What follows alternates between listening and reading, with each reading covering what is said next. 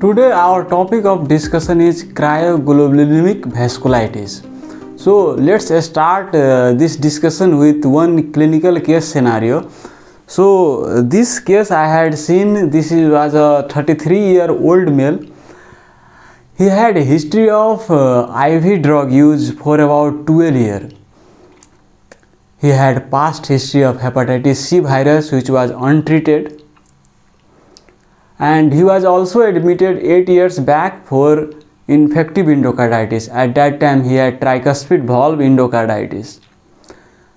This time he presented with the complaint of left lower limb swelling for about 1 month duration. The swelling was pitting on pressure. In addition to swelling of his leg, he also had numbness and tingling sensation since the same time duration.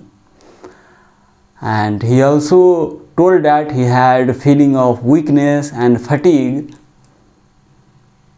You can see his dorsum of feet, there is hyperpigmentation. Previously he used to inject diazepam Phenergan in his foot, but later he changed to left femoral vein. We did Doppler of his left lower limb because there was asymmetrical leg swelling, and as suspected he had DVT of common femoral vein and incompetence of saphenofemoral junction. We sent some basic labs, and as you can see here, he had anemia, iron deficiency anemia, which was due to hematuria, glomerular hematuria. You can see his renal function, which has dramatically deranged in a 1 month span. And hepatitis C virus was not detectable at this time, and he was not previously treated for hepatitis C virus. CRP RF factor was elevated. He had low C3, C4. We also looked vitamin B12 because he also had numbness, tingling sensation. Vitamin B12 was within normal range, reference range.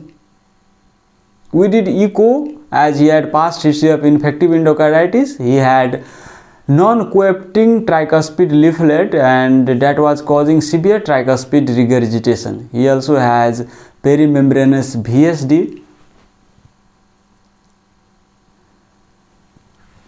As he has hematuria as well and DVT, so we also did renal Doppler to look for renal vein thrombosis, which was negative, and USG abdomen revealed hepatomegaly, splenomegaly and renomegaly. So summarizing our case, he is a young male with past history of tricuspid valve endocarditis, with history of untreated hepatitis C virus, and this time he presented with left common femoral vein thrombosis, deranged renal function test, low C3, C4, elevated RF factor, features of acute glomerulonephritis, hepatosplenomegaly, renomegaly and iron deficiency anemia. So here you can see RF factor is elevated. He had past history of hepatitis C virus. This time he has presented with glomerulonephritis, hepatomegaly, splenomegaly. So with these clinical findings, we suspected he may have mixed cryoglobulinemia secondary to hepatitis C virus.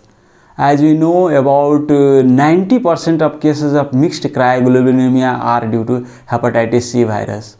Obviously there are other causes as well, other infections, hepatitis B, HIV, other autoimmune diseases. There are plenty of infectious, non-infectious causes of mixed cryoglobulinemia, but about 80 to 90% of cases of mixed cryoglobulinemia that we see are due to hepatitis C virus. This time he had features of acute glomerulonephritis, peripheral neuropathy, hepatosplenomegaly. So let's talk about mixed cryoglobulinemia. What is mixed cryoglobulinemia? Mixed means it is both monoclonal and polyclonal. Let's suppose hepatitis C virus enters inside the body, in the bloodstream. Then what occurs? B cells starts differentiating into plasma cells, and they starts producing immunoglobulins to attack that antigen. So these immunoglobulins and antigens make complexes. This is called antigen-antibody complex, and then complement is activated, and due to complement activation C3 C4 starts decreasing because there is complement consumption. And these immune complexes can deposit in various organs and can incite inflammation. For example, it can occur in skin, can cause leukocytoclastic vasculitis, can go in glomerular capillaries, and there it can incite local inflammation, can cause glomerulonephritis. And most common glomerulonephritis that is seen with hepatitis C virus is membranoproliferative glomerulonephritis. Membranoproliferative glomerulonephritis. It is also called mesenteric glomerulonephritis. And as I told, it can occur in skin as well. So in skin you can get palpable purpura, and if it affects the small arterioles of fingers, capillaries of fingers, then what can occur? Raynaud phenomenon can occur, which can progress to digital ischemia and digital ulceration as well, leading to amputation. So in skin, what you can get? You can get palpable purpura. In fingers you can see Raynaud phenomenon progressing to digital ischemia and ulceration. Digital ischemia and digital ulceration that can ultimately lead to amputation. In our case, nerve fiber was also affected. So as you know that these peripheral nerves, these are also supplied by blood vessels. Which is called vasa nervorum. So when these immune complexes starts depositing in this vasa nervorum, then these nerve fibers also starts damaging, and that can cause mononeuritis multiplex.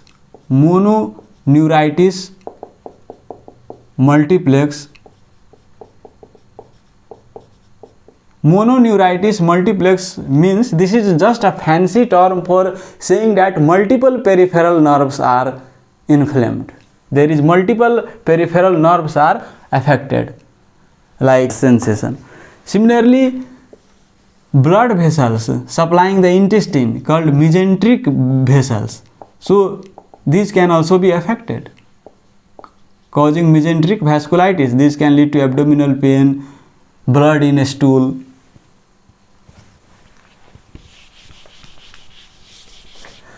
Similarly, synovium. There are various synovial joints in our body. So when there is these immune complexes gets deposited in the synovium, it can cause arthralgia, arthritis, and there are variety of constitutional symptoms that occur in vasculitis.